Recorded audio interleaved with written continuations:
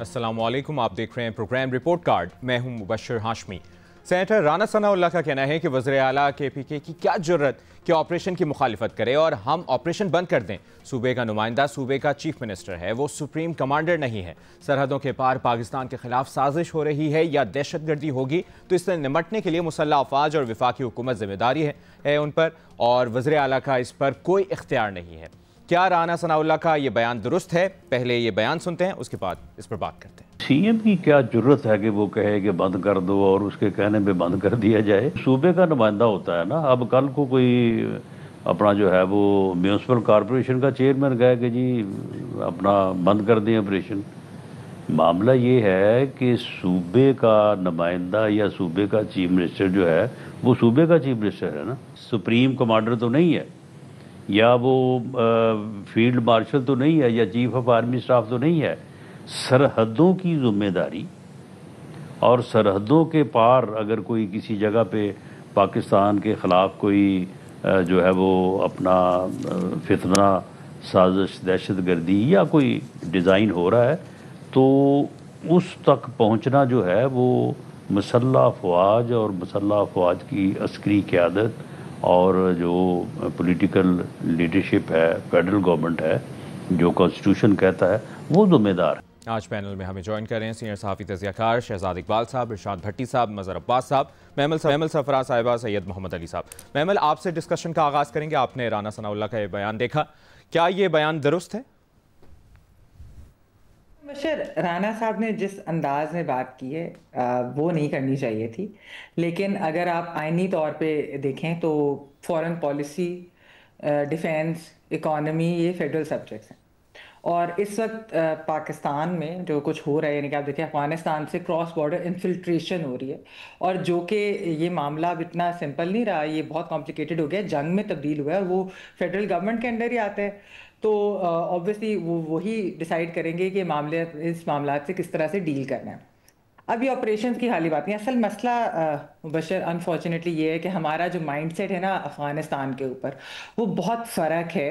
हालांकि अगर आप रीसेंट इंडिया पाकिस्तान का कॉन्फ्लिक्ट अगर देखें तो उससे ज़्यादा शहादतें जो हुई हैं वही यही रीसेंट पाक अफ़गान क्लैशेस में हुई हैं हमारे यहाँ। तो ये कहना कि हम कुछ होने नहीं देंगे, ये एक बड़ी मतलब डेंजरस सी बात है, क्योंकि अफ़गानिस्तान से आकर जो है दहशतगर्द हमारे फ़ौजियों को शहीद करते हैं, यहाँ पर हमारे लोगों को जिस तरह मारते हैं, इतने हज़ारों की तादाद में अगर ओवरऑल भी आप देखें, तो मेरे ख्याल में CM साहब को ये बात समझनी चाहिए कि ये कितनी बड़ी थ्रेट है हमारे लिए। आप ये सोचें ना कि जब पाक भारत जो है कॉन्फ्लिक्ट हुआ था, तो अगर पंजाब की चीफ मिनिस्टर उठकर कह देती कि जी हमारे ताल्लुकात तो इंडियन पंजाब से बड़े अच्छे हैं, वहाँ पर भी पंजाबी बसते हैं और आप हमें जो है मुज़ाकरात करने दें, तो फिर उसको किस नज़र से देखा जाता। तो ये भी अफ़गानिस्तान के साथ इस वक्त जो कॉन्फ्लिक्ट है वो एक बहुत ही ख़तरनाक किस्म का है। जो चीफ मिनिस्टर साहब का फोकस होना चाहिए वो लोकल लॉ एंड ऑर्डर पे होना चाहिए, ना कि ये कि फॉरेन पॉलिसी के ऊपर। हाँ, ये ज़रूर मैं कहूँगी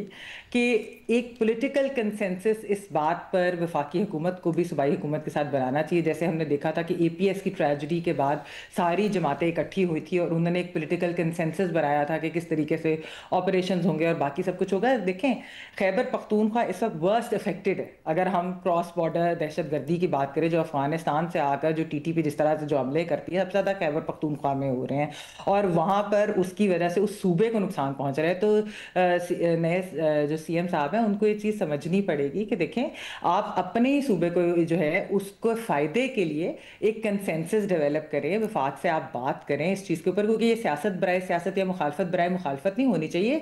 ये कितनी सीरियस सिचुएशन है, इस चीज़ को समझना चाहिए, क्योंकि वहाँ पर अगर आप देखें मुबशरा जितनी भी रिपोर्ट्स होती हैं, वहाँ के आला ओहदेदार भी जो हैं वो शाम के वक्त ट्रैवल नहीं कर सकते अपने इलाके के अंदर, अपने गांव के अंदर, अपने शहर के अंदर, क्योंकि वहाँ पर जिस तरीके से TTP दंदनाती फिरती है, वहाँ पर एक भत्ताखोरी का जो है बाजार गर्म है, वो उनसे लेते हैं, किस तरीके से सारा कुछ जो हो रहा है।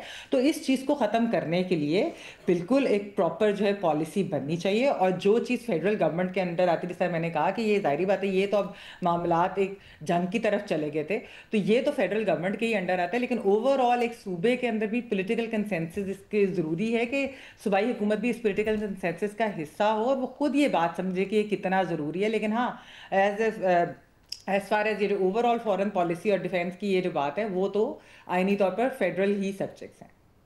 शहजाद, सेनेटर राना सनाउल्लाह का ये कहना कि वज़ीर आला KPK की क्या जुर्रत के ऑपरेशन की मुखालिफत करे और हम ऑपरेशन बंद कर दें, ये कहना दुरुस्त है?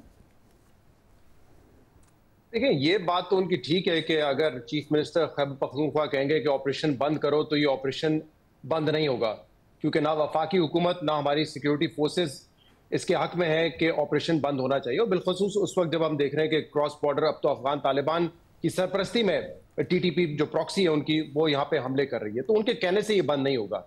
लेकिन ये मामला ना आइसोलेशन में वफाकी हुकूमत और सिक्योरिटी फोर्सेस हैंडल कर सकती हैं, ना सूबाई हुकूमतें ये कर सकती हैं। जैसे अभी महमल ने बताया कि चाहे इकोनॉमी हो, डिफेंस हो या फॉरेन पॉलिसी, आपके फेडरल सब्जेक्ट है, लेकिन जो टेररिज्म का मामला है वो फेडरल और प्रोविंशियल दोनों का मामला है। इनफैक्ट अभी राना सनाउल्लाह तो ये कह रहे हैं ना कि सरहदें वगैरह यहाँ पे सारी जिम्मेदारी वफाक की और सिक्योरिटी फोर्सेस की है, लेकिन चंद दिन पहले जो DG ISPR ने प्रेस कॉन्फ्रेंस की थी, उसमें आपने सुना कि स्मगलिंग से लेके कस्टम पेड गाड़ियां और जो मामला हैं जो सूबे की जिम्मेदारी है, उसकी उन्होंने निशानदेही की थी। तो ये जंग हमारे सामने एक बहुत बड़ी मिसाल मौजूद है, जो मैं पहले कई मरतबा दे चुका हूं कि 2014 APS का जो वाकया था, उससे पहले आप देख लें कि सोसाइटी में और खास तौर पे सियासी क़यादत पे जो एक डिवाइड था, गुड तालिबान बैड तालिबान, मुज़ाकरात करें लड़ाई करें, उस वजह से हम वो जंग नहीं जीत पा रहे थे। जब APS वाकये के बाद, अफसोसनाक वाकये के बाद, हमने देखा कि हमारी टोटल पॉलिटिकल लीडरशिप, चाहे वो मुल्क के किसी भी हिस्से में हो, वो एक पेज पर थी, सिक्योरिटी फोर्सेस उनके साथ एक पेज पर थे, तो हमने उसके फवायद देखे हैं। तो यहाँ पे भी जिस किस्म की ये जंग है, अगर सूबा ये समझता है कि हम इसको अपने तौर पर हैंडल करके एक अमन का एक सूबा बना सकते हैं, इसको मेरे ख्याल से मुमकिन नहीं है। और इसी तरीके से जैसे DG ISPR ने भी कहा था कि फेडरल हुकूमत और फोर्सेस अगर चाहें भी तो इस दहशतगर्दी को लड़के खत्म नहीं कर सकते, अनलेस एंड अनटिल जो सूबाई क़यादत है वो ऑन बोर्ड हो और सूबा अपने जो जिम्मे का काम है वो पूरा कर रहा हो। मेरे ख्याल से हमारे सामने मिसाल मौजूद है। हम ये सियासी बहसबाजी में, ब्लेम गेम में बहुत आगे चले जाते हैं। फॉर्मूला यही है कि वफाक और सूबे को ऑन बोर्ड आना पड़ेगा और इस जंग का मुकाबला करना पड़ेगा। अब उसके लिए हिकमत अमली जो भी हो वो उनको बनानी पड़ेगी मिल बैठकर। अब ये कैसे होगा, ये मेरे ख्याल से दोनों पार्टीज को और दोनों हुकूमतों को करने की जरूरत है कि वो आपस में बैठ के एक जो जिस तरह का पहले एक प्लान चॉक आउट किया गया है उस पर इंप्लीमेंटेशन करें और उस पर अमल दरामद करें। इसके बगैर तो कुछ नहीं हो सकता। सही। भट्टी साहब, आपको क्या लगता है जो सेनेटर राना सनाउल्लाह ने बयान दिया है वो किस हद तक दुरुस्त है? जनाब स्पीकर, पहली बात वही जो महमल सरफराज साहबा ने बात की कि लबो लहजा, रवैया और जिस लहजे में गुफ्तगू होती है आजकल हमारी सियासत में, वज़ीर आला की क्या जुर्रत, ये आप मरियम नवाज साहबा को कह सकते हैं? राना साहब किसी भी मामले पर अगर मरियम नवाज साहबा वफाक के साथ ना खड़ी हों, या वो आसिफ अली जरदारी साहब को रिसीव ना करें, या आसिफ अली जरदारी साहब को सी ऑफ ना करें, ये आप कह सकते हैं उन्हें? ये आप कह सकते हैं मुराद अली शाह साहब को, जब नहरों वाला मामला हुआ था, आपने कहा कि मुराद अली शाह तुम्हारी क्या जुर्रत? अगर आप उन दोनों को नहीं कह सकते तो आप एक पुराने पॉलिटिकल वर्कर हैं, सियासत में हैं, उम्र गुजरी आपकी सियासत में, और आप सियासत की बारीकियों को भी जानते हैं, मौजूदा हालात को भी जानते हैं। तो ये सुहेल अफरीदी को क्यों कह रहे हैं आप? ये खैबर पख्तूनख्वा वालों को क्यों कह रहे हैं आप? इससे क्या मोहब्बत बढ़ेगी? इससे क्या वफाक और सूबा करीब आएगा? इससे क्या आपका मकसद हल हो जाएगा? वज़ीर आला की क्या जुर्रत, किसी की क्या मजाल, फलां कौन होता है ये फैसला करने वाला, फलां दहशतगर्द, फलां दहशतगर्दों का सहूलतकार, फलां मुल्क दुश्मन से मिला हुआ, मुल्क दुश्मनों से मिला हुआ, ये ज़बान क्यों हो गई है इस तरह की? ये तलखी क्यों हो गई है इस तरह की? ये सियासत क्यों हो गई है इस तरह की? ये बातें बेहतर अंदाज में भी तो की जा सकती हैं। क्या मुस्लिम लीगी यही बात बाकी पार्टियों से भी करते हैं? क्या मुस्लिम लीगियों का यही लहजा होता है जब दूसरी पार्टियों से बात करते हैं? तो इधर क्यों? और यही खैबर पख्तूनख्वा वालों को भी कहना है कि जब आप वफाक को मुखातब करें, आप जिस पॉलिसी पर भी काम कर रहे हो, जो भी आपका नुक्ता नज़र हो, लेकिन वफाक को बेहतर अंदाज से मुखातब किया जा सकता है, ज़रा बेहतर लबो लहजे से बात की जा सकती है। इससे किसी का कोई भला नहीं होना। ये आप बातें करेंगे ऊपर से तो नीचे नफरत पहुंचेगी कारकुनों में। और पहले ही सूबों का क्या हाल है, बलूचिस्तान देख लें, खैबर पख्तूनख्वा देख लें, आज़ाद कश्मीर देख लें, GB गलगित बल्तिस्तान देख लें, तो इससे क्या फ़ायदा होगा? यानी इससे लगेगा कि आप मर्द हैं और आप बड़ी जुर्रत वाले हैं, या मर्द की बजाय आप बड़े जुर्रत से सारा कुछ करते हैं, तो उससे क्या होगा? वक्ती वाह फिर। तो पहली बात तो ये है, और नरमी से, मोहब्बत से, ज़रा समझाने के अंदाज में, इसी तरह जिस तरह आप अपने घर में समझाते हैं कि ये बात ठीक नहीं है, आप सही रास्ते पे नहीं हैं, ये हालात इस तरह के हैं, मुल्क किस तरफ जा रहा है, आप ज़रा बेहतर तरीके से इस तरफ आएँ या बैठें, आप अपने जो क़यादत है उनको समझाएं, सुहेल अफरीदी साहब, या आप कोई अगर कोई प्रॉब्लम है तो हमारे पास आएँ। दूसरी बात, जाहिर है जो हालात हैं जंगी हालात हैं, और पाकिस्तान बहुत अच्छा कर रहा है, करारा जवाब दे रहा है, मुंह तोड़ जवाब दे रहा है दहशतगर्दों को, खारजियों को। तो जो हालात हैं, जिस तरह भारत के खिलाफ रेड अलर्ट पर हम हैं, जिस तरह अफगानिस्तान हुकूमत जो हमारे साथ एक तरफ बिला इश्तियाल फायरिंग करके या हल्की फुल्की शरारत करके दूसरी तरफ सीज़ फायर लेट जाती है, तो इन हालात में ज़ाहिर है वही पॉलिसी चलेगी जो रियासत की है, जो हुकूमत की है, और ये पॉलिसी खारजा अमूर में भी वही गाइडलाइन देगी, दाखिला अमूर में भी वही गाइडलाइन देगी, मईशत में भी वही देगी, सरहदी मामलात में भी वही देगी, जंगी मामलात में भी वही देगी। लेकिन मेरा एक सवाल है राना सनाउल्लाह साहब से, वफाक से, सब से, कि सबसे ज़्यादा जो दहशतगर्दी का विक्टिम है वो कौन सा सूबा है? मेरा ख्याल है बड़ा मुश्किल सवाल है, बलूचिस्तान और जब खैबर पख्तूनख्वा की बात करते हैं, लेकिन बात चलो मान लेते हैं कि खैबर पख्तूनख्वा सबसे ज़्यादा दहशतगर्दी का शिकार है, और अगर वो सबसे ज़्यादा दहशतगर्दी का शिकार है तो सबसे ज़्यादा स्टेक होल्डर कौन है, एक बड़ा स्टेक होल्डर कौन है इस दहशतगर्दी के खिलाफ जंग में? ज़ाहिर है आप कहेंगे कि वो खैबर पख्तूनख्वा है। खैबर पख्तूनख्वा के 60-70% लोगों ने किस जमात को मैंडेट दिया है? आप कहेंगे ज़ाहिर है 90 वोट लेके सुहेल अफरीदी बने हैं वज़ीर आला, 145 के हाउस में, तो ज़ाहिर है उनको दिया है। जब स्टेक होल्डर खैबर पख्तूनख्वा है, जब बड़ा विक्टिम खैबर पख्तूनख्वा है, जब खैबर पख्तूनख्वा से जुड़ी अफगान सरहद से सबसे ज़्यादा मुतासर हो रहा है खैबर पख्तूनख्वा, जब हर दूसरे घर से खैबर पख्तूनख्वा के हर दूसरे घर से जनाजा उठा है, जब खैबर पख्तूनख्वा के लोग कुर्बानियां दे दे के थक गए हैं, अपने प्यारों को दफना के थक गए हैं, अपनी लाशें उठा के थक गए हैं, तो भाई क्या हर्ज है? क्यों इतनी बड़ी ईगो है? क्यों इतने बड़े आप मैं है? क्या हर्ज है कि हम वही नहीं है जो हम नेशनल एक्शन प्लान पे मुत्तफिक हो गए थे? हम वही नहीं है जो सारे APS पे मुत्तफिक हो गए थे? तो अब क्यों नहीं? ये तलखियां क्यों, ये गलत फहमियां क्यों, ये मैं क्यों, ये ईगो क्यों? ये पाकिस्तान की जंग है। तो रियासत और हुकूमत सुहेल अफरीदी साहब को बुलाए। अब वो खैबर पख्तूनख्वा के चीफ एग्जीक्यूटिव है, वो म्यूनिसिपल कमेटी के चेयरमैन नहीं है राना साहब, और म्यूनिसिपल कमेटी का चेयरमैन भी अगर बाई बुक चले तो बहुत सारे चीजों को वो ना कर सकता है, लेकिन क्यों करे वो ना? तो पहले रियासत और हुकूमत बैठे सुहेल अफरीदी साहब के साथ, और फिर सुहेल अफरीदी साहब अपनी सूबाई कबीना का इजलास बुलाएं, उनके सामने मामला रखें, इमरान खान साहब से मिलें, उनको मौजूदा हालात पर ब्रीफ करें, और वो आए वफाक के पास और कहें कि बताएं हम दोनों का मकसद एक है, दहशतगर्दी का खात्मा, अमन व अमान लाना। रस्ते दो हैं, इन दो रस्तों को एक कैसे किया जा सकता है? यही हल है।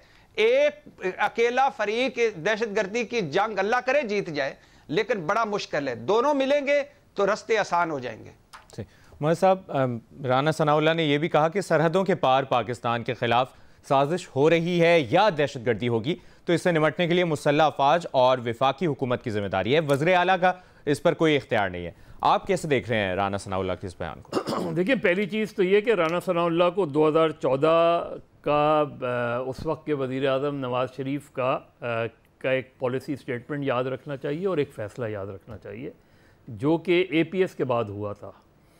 और उसमें ये हुआ था कि क्योंकि मुल्क भर में दहशतगर्दी हो रही थी, इसीलिए नेशनल एक्शन प्लान बना था, इसीलिए एक एपेक्स कमेटी बनी थी, एक मरकज़ी एपेक्स कमेटी बनी थी और एक सूबाई एपेक्स कमेटीज़ बनी थी। और जो सूबाई एपेक्स कमेटी थी उनका कप्तान वज़ीर आला था, यानी ये सिर्फ केपी की बात नहीं है, जिस जिस सूबे में ऑपरेशन होता था वो उसका जो कैप्टन था वो चीफ मिनिस्टर था, और चाहे वो सिंध में हो ऑपरेशन, बलूचिस्तान में हो, पंजाब में हो या केपी में हो। तो आप उस बजाय इसके कि राना सनाउल्लाह इस वक्त जो अभी सबने ही बात की कि ये जो लहजा है कि उसकी क्या ज़रूरत, चीफ मिनिस्टर होता है। आप ये तो कर सकते हैं कि इमरजेंसी लगा के कोई चीज़ कर लें, आप गवर्नर राज लगा के कोई चीज़ कर लें, और फाटा जो है अब वो कबायली इलाके जो हैं वो अब केपी का हिस्सा हैं, वो अब विफाक का हिस्सा नहीं है। तो बजाय इसके कि जो आप चीज़ों को समझने के लिए आप एक नेशनल एपेक्स कमेटी का इजलास तलब करें, उस एपेक्स कमेटी में कौन कौन था और कौन कौन रहा है, अभी भी होता है उनका इजलास। उसमें प्राइम मिनिस्टर, उसमें प्रेसिडेंट, उसके अंदर चीफ मिनिस्टर, उसके अंदर जो है even leader of the opposition का भी उसमें वो था, उसमें गवर्नर बैठते हैं, उसके अंदर इंटीरियर मिनिस्टर बैठते हैं, जो सिक्योरिटी कमांडर्स हैं वो बैठते हैं। तो आप एक और उसमें जो है वो चारों सूबों के चीफ मिनिस्टर्स बैठते हैं। तो आप एक मरकज़ी एपेक्स कमेटी का इजलास बुलाएं। अब ये केपी के चीफ मिनिस्टर अगर नहीं आते हैं तो एक अलग बात है, जाना चाहिए उन्हें, अपना पॉइंट ऑफ व्यू रखना चाहिए, लेकिन आप इजलास तो बुलाएं बजाय इसके कि आप ये कहें कि उसकी क्या ज़रूरत उसकी, वो चीफ मिनिस्टर है, वो एज ए चीफ एग्जीक्यूटिव आप क्या चाहते हैं, विफाक और सूबे में क्यों लड़वाना चाहते हैं आप? एक इतना जो हमारी सबसे बड़ी प्रॉब्लम है, क्यों दहशत गर्दी पे पिछले 20-25 साल 30 साल में क्यों काबू नहीं पाया जा सका? इसलिए कि जो हमारे यहाँ इंसदाद दहशत गर्दी के इक़दामात हुए उन पर सियासत हावी आ गई। जो कवानीन हमने इंसदाद दहशत गर्दी के लिए बनाए वो हमने सियासी कारकुनों पे लागू करने शुरू कर दिए, सियासी लीडरों पे लागू करने शुरू किए, इंक्लूडिंग नवाज शरीफ पर भी इंसदाद दहशत गर्दी का एक्ट लगा था। आप सोचा तो करें राना साहब, जब आप इस तरह की गुफ्तगू करते हैं, जैसे अभी भट्टी साहब कह रहे थे कि आप सियासी कारकुन रहे हैं, एक पॉलिटिकल एक बहुत संजीदा मसला है, ये कोई आज का मसला नहीं है, ये 90 की दिहाई का मसला है जो आज जो है इतना एग्रीवेट हो गया है। जब सूबे में सिंध के अंदर दूसरी जगहों पे सेक्टेरियन राइट्स हो रहे थे, इसी तरह 2013 के इलेक्शन में जिस तरह ANP और पीपल्स पार्टी और दीगर जो सेकुलर जमातें थीं, लिबरल जमातें थीं, उनके लोग टारगेट हो रहे थे, तो उस वक्त ये सारी चीज़ें सामने आई थीं। इसीलिए एपेक्स कमेटी बनी थी कि भाई सबको ऑन बोर्ड लेके चला जाए। अब उनका एक पॉइंट ऑफ व्यू है, हालांकि उन्हें खुद भी सोचना चाहिए सुहेल आफरीदी को कि तालिबान के साथ तो गुफ्तगू हुई थी, 2013 में हुई थी, 2014 में हुई थी, कमेटी बनी थी उस कमेटी में उनके लोगों ने गुफ्तगू की थी और फिर वो बातचीत नहीं हो सकी, नाकाम हो गई बातचीत। उसके बाद ऑपरेशन शुरू हुआ था शुमाली वजीरिस्तान में। तो जो चीज़ आप लॉजिकली किसी को समझा सकते हैं उसमें सियासत ना लाएं। ये अफ़गानिस्तान हो या भारत हो, ये वो मामलात हैं कि जिसमें जो सियासत से बालातर होके इन चीज़ों को टैकल करें। जब भी आप सियासत लाएंगे, ना आप दहशतगर्दी पर काबू पा सकते हैं, ना आप इंसदाद दहशतगर्दी के इक़दामात सही मानों में अमल कर सकते हैं। इस वक्त जो अफ़गानिस्तान में अब आपको ज़ाहिर है, अफ़गानिस्तान में हमने बिल्कुल सही वो की बहुत पहले चीज़ें करनी चाहिए थी, हमने तो चीज़ों को पाला है, उसके बाद जब चीज़ें बिगड़ जाती हैं तो हमें ख्याल आता है कि हाँ गलत पाला है। तो ये छोड़े, ये एक अलग बहस है। लेकिन एक ऑलरेडी एपेक्स कमेटी मौजूद है, 2014 से चल रही है वो एपेक्स कमेटी, वो मरकज़ी एपेक्स कमेटी आज भी मौजूद है। आप बुलाएं, प्राइम मिनिस्टर क्यों नहीं बुलाते? उसमें चारों चीफ मिनिस्टर्स को बुलाएं, चारों गवर्नर्स को बुलाएं, मसले को डिबेट करें। अगर खैबर पख्तूनख्वा के चीफ मिनिस्टर आते हैं नहीं आते हैं वो उनके ऊपर है, जाना चाहिए उन्हें, अपना पॉइंट ऑफ व्यू रखना चाहिए उनको, और बताएं। अगर वो कहते हैं कि जी बातचीत की जाए और उनसे कहें बातचीत किस अंदाज में की जाए, क्या उनके पास ये रिपोर्ट्स नहीं है कि मुल्क के अंदर दहशतगर्दी हो रही है और उसमें कौन मुलव्विस हैं? सुहेल आफरीदी तो अभी नए आए हैं ना, अली अमीन गंडापुर से पूछ लें, महमूद खान से पूछ लें, परवेज़ खटक से पूछ लें, खुद इमरान खान साहब से पूछ लें। इमरान खान साहब के ही रिकमेंडेशन पे ये कमेटी बनी थी जिन्होंने तालिबान से मुज़ाकरात किए थे और 2014 में इमरान खान APS के बाद इमरान खान का ये था कि अब इनफ इज़ इनफ। तो मेरा ख्याल है राना सनाउल्लाह साहब को और दूसरे मुस्लिम लीग के मिनिस्टर्स को इनको इस मामलात को सियासत से बालातर होकर देखना चाहिए। सही। सैयद मोहम्मद अली साहब, आपको क्या लगता है राना सनाउल्लाह का ये बयान, आप इसको कैसे देख रहे हैं? देखिए, मैं समझता हूँ बड़ी जामिया अभी तक तज़किया हुआ है। 4 पहलू हैं जो मैं आपके सामने रखता हूँ। एक इखलाकी पहलू है, एक सियासी है, एक आईनी और एक तस्वीराती। इखलाकी एतबार से मैं बिल्कुल मुत्तफिक हूँ तमाम जो ऑनरेबल पैनलिस्ट हैं उनकी बात से कि जो कौमी सलामती के हसास तरीन मामलात हैं उनको मजीद पेचीदा नहीं करना चाहिए और माहौल को ऐसा बनाने की कोशिश करनी चाहिए, इस अंदाज में गुफ्तगू करनी चाहिए कि रियासत के जो तमाम सतून हैं और फेडरेटिंग यूनिट्स हैं और फेडरेशन के दरमियान एक मुफाहमत के साथ बात को आगे बढ़ाया जाए। ठीक है, जो नए KPK के वजीर आला आए हैं उनकी एक सोच है, एक रेपुटेशन है और एक अंदाज है, लेकिन अगर बाकी फेडरेटिंग यूनिट्स और मरकज जो है उनको वेलकम करे और इस उम्मीद का इजहार करे कि जनाब हम मिलकर चलना चाहते हैं ताकि मुल्क के चैलेंजेस को मिलकर हल किया जा सके, तो इसमें कोई मेरे ख्याल में कोई प्रॉब्लम नहीं है।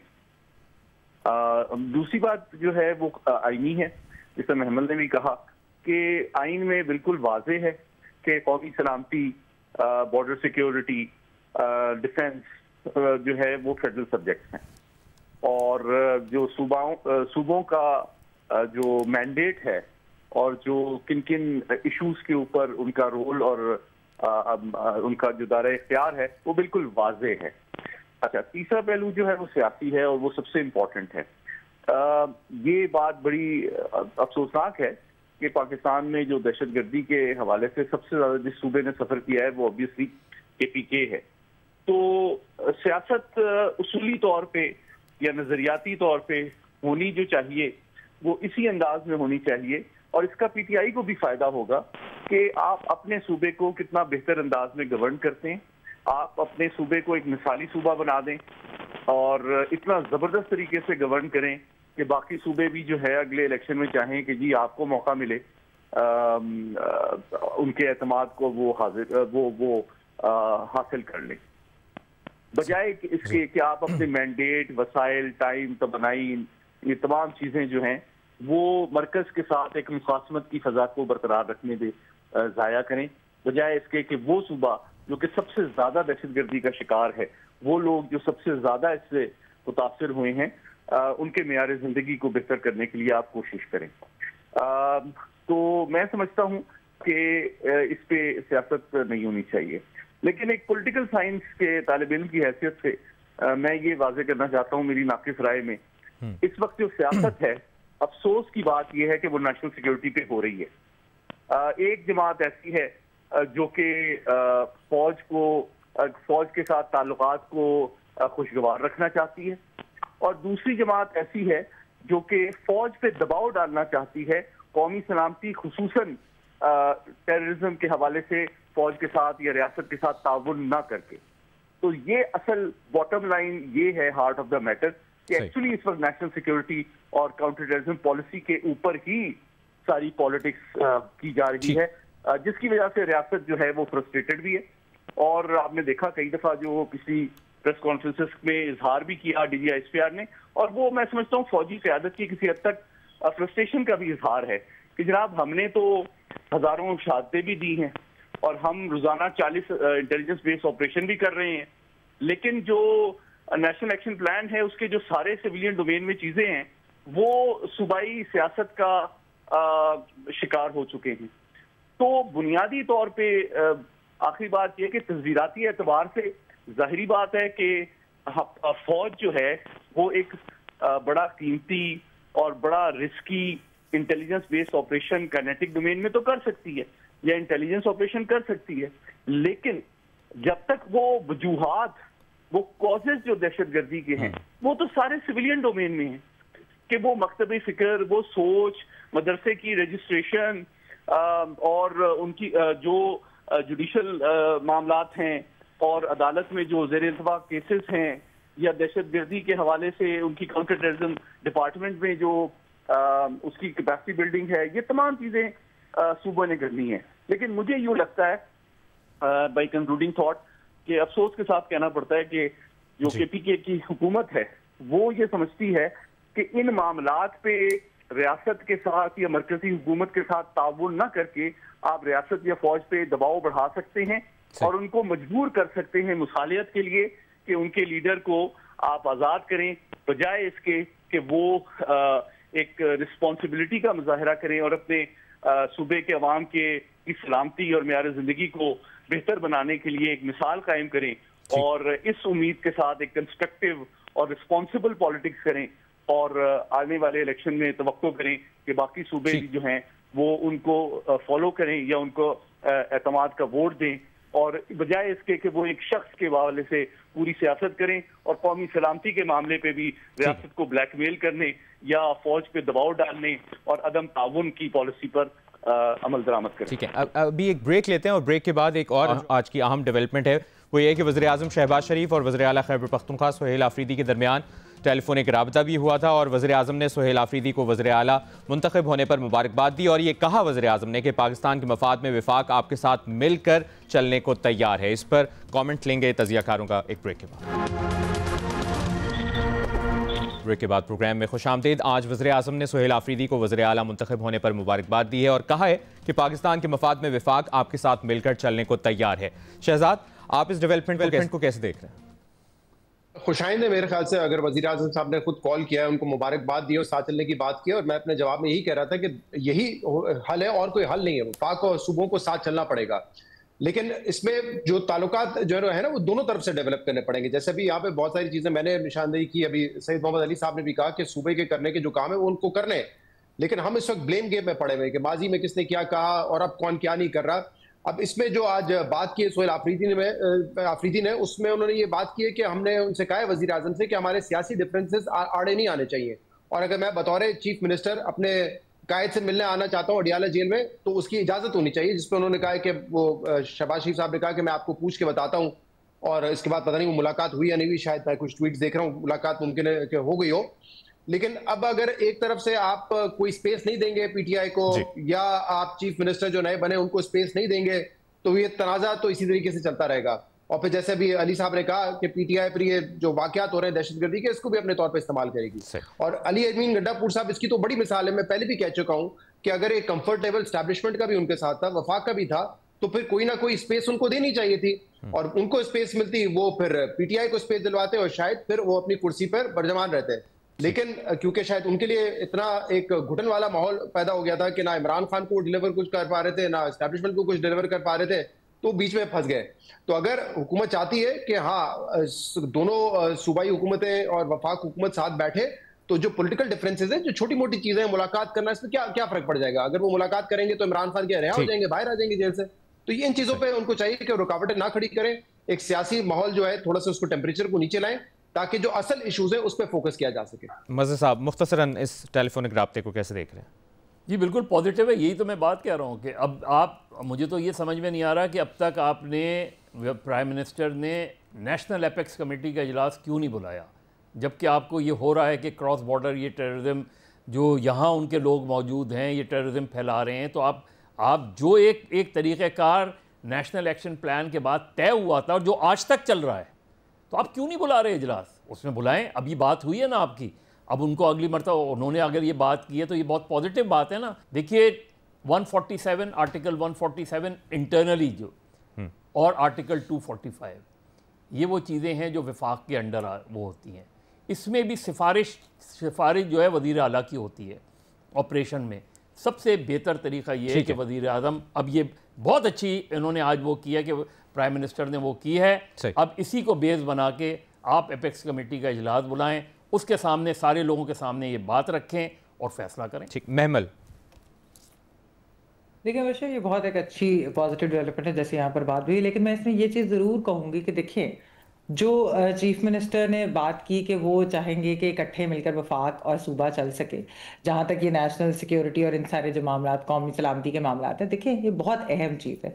क्योंकि आप ये देखें कि हमारी इस्टेब्लिशमेंट ने भी उनकी एक अफगान तालिबान के बारे में एक पॉलिसी थी, और जिसकी पाकिस्तान ने बड़ी कॉस्ट पे की, इंटरनेशनली भी डिप्लोमेटिक रिलेशन में भी बड़ी कॉस्ट पे की है, कि जिस तरह की हम यहाँ बात भी करते हैं, एक पॉलिसी थी, फ्लॉड पॉलिसी थी, डबल गेम और इस तरह की जो चीज़ें, जिस तरह उन्हें सपोर्ट किया गया, अब उन्होंने वो बदली है, उन्होंने वो तब्दील की, क्योंकि उन्हें एक असलियत नज़र आ रही है कि अफगान तालिबान इस वक्त दहशत गर्दों को, जो कि क्रॉस बॉर्डर टेररिज्म कर रहे हैं, पाकिस्तान के अंदर दहशत गर्दी कर रहे हैं, तो वो जो है इकट्ठे हैं, एक साथ है, तो हमें इनका मुकाबला करना है। ये चीज़ पीटीआई को भी समझनी पड़ेगी, ये चीफ मिनिस्टर साहब को भी समझनी पड़ेगी।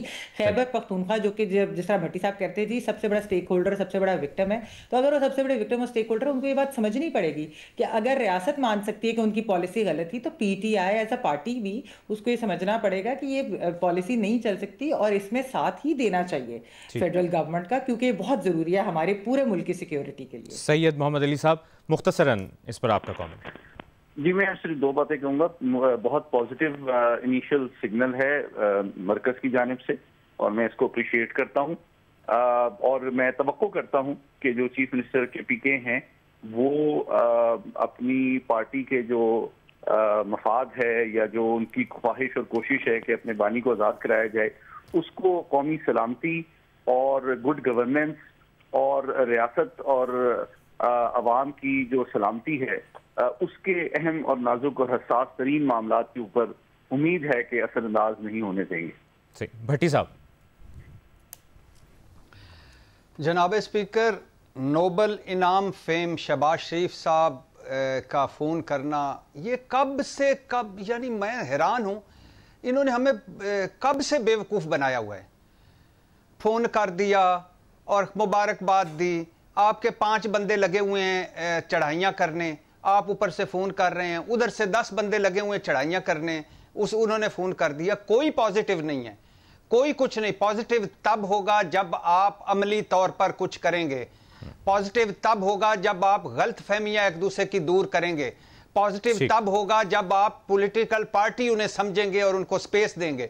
ये सारी फजूल एक्सरसाइजेज हैं और इन पे यकीन ना कीजिए, इन्होंने हमें इन्हीं चक्रों में डाला हुआ है। एक ब्रेक लेते हैं, ब्रेक के बाद पर आपकी जानिब से जो सवालात पूछे गए हैं वो तजियाकारों के सामने रखें।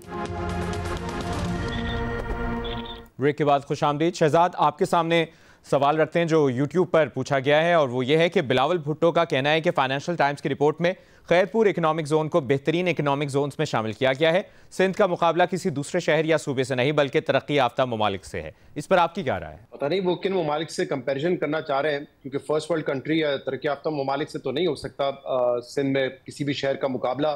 अलबत्ता अगर आप अंडर डेवलप्ड सिटीज़ की बात करें, ट्रिपली हो गया लिबिया में, या साउथ सूडान वगैरह, तो वहाँ से तो शायद कंपैरिजन आप कर सकते हो। बड़ी बदकिस्मती है, मेरा खुद ताल्लुक सिंध से है, और बड़ा अफसोस होता है ये देखकर के इतना प्रोविंशियल बजट मिलने के बावजूद सिंध के तमाम अजला अगर आप देखें तो वो बहुत पीछे हैं। और जो सबसे बड़ा शहर है सिंध का, कराची, जो कि एक कहते हैं ना कि कमा के देता है पूरे पाकिस्तान को, अगर आप उसी की मिसाल ले लें तो आप मुझे बताइए कि उसमें क्या चीज़ ऐसी है जिसकी वजह से हम उसको कंपेयर कर सकते हैं फर्स्ट वर्ल्ड कंट्री के किसी शहर से।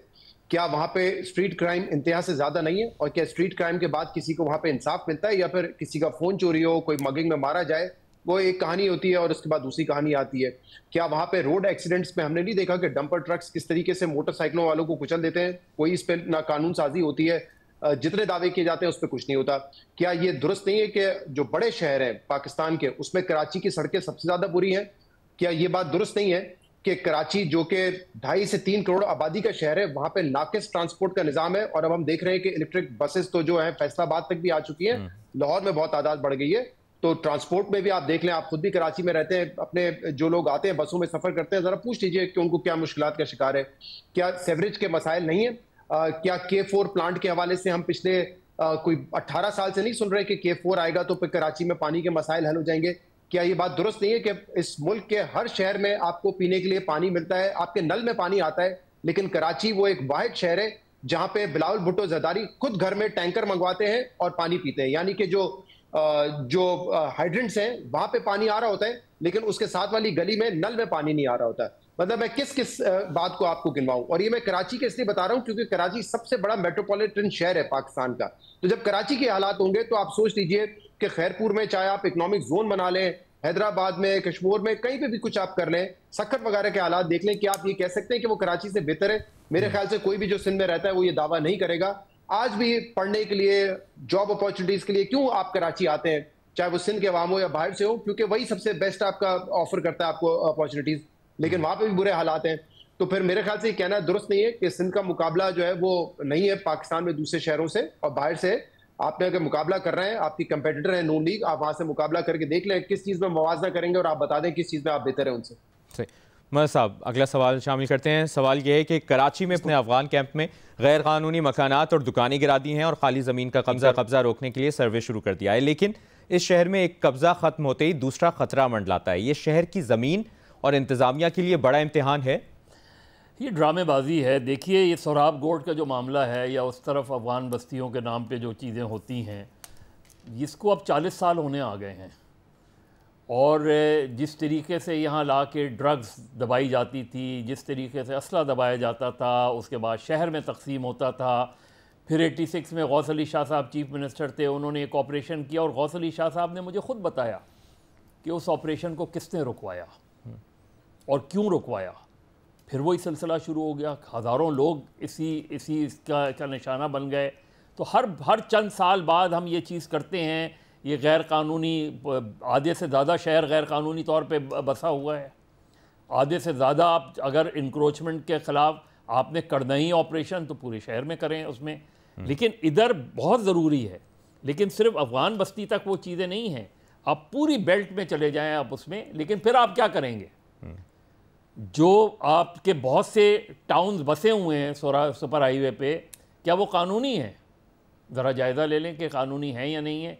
उनको कानूनी बनाने के लिए कराची बिल्डिंग कंट्रोल अथॉरिटी को सिंध बिल्डिंग कंट्रोल अथॉरिटी बना दिया गया। आप देख लें पूरे सूबे में और कोई अथॉरिटी को सिंध बिल्डिंग कंट्रोल बनाया गया, नहीं बनाया गया। क्यों ऐसा किया गया, इसका जायज़ा ले लें। तो चीज़ करनी है तो फिर क्लैरिटी आनी चाहिए। ये नहीं कि एक गैर कानूनी काम करके दूसरा गैर कानूनी काम किया जाए। यही यहाँ का मसला रहा है अभी, क्योंकि ये लंबी डिबेट है। इसलिए यही कहेंगे कि ऑपरेशन के नाम पर जो चीज़ें होती हैं, बज़ाहिर ये लगता है कि एक गैर कानूनी रिहायशी इलाके को ख़त्म करके दूसरे गैर कानूनी काम जो है वो ठेकेदारों को दे दिया जाता है। ठीक है, अभी एक ब्रेक लेते हैं। Welcome back. ब्रेक के बाद डिस्कशन के सिलसिले को आगे बढ़ाते हैं। सैयद अली साहब, इरफान सिद्दीकी का कहना है कि बानी पीटीआई की अफगानिस्तान मसला हल करने के लिए अपनी पैरोल रिहाई की बात नहीं करनी चाहिए। इस मसले का बीज उन्हीं ने बोया है जब वो वज़ीर आज़म थे, तो कौन सा इस मसले को हल कर लिया? आपकी इस पर क्या राय है? देखिए, मैं समझता हूँ कि मेरी राय थोड़ी सी मुख्तलिफ है, क्योंकि बुनियादी तौर पे खान साहब का जो बयान है वो इसमें अपनी पॉलिटिकल रेलेवेंस को रिवाइव करने की भी कोशिश है और साथ ही साथ ये साबित करने की कोशिश है कि वो पाकिस्तान की खारजा पॉलिसी या कौमी सलामती में कोई रोल प्ले कर सकते हैं। और तीसरी बात उनका ये जाहिर करने की कोशिश है कि शायद उनका कोई अफगान तालिबान के ऊपर कोई असर रसूख भी है। लेकिन इन तीनों मामलात में मैं समझता हूँ कोई ज़्यादा जान या हकीकत नहीं है। उसकी वजह यह है कि उनको जब हुकूमत मिली भी तो कोई खातिर खा इक़दाम तो इन तंजीमों के खिलाफ सामने नहीं आए।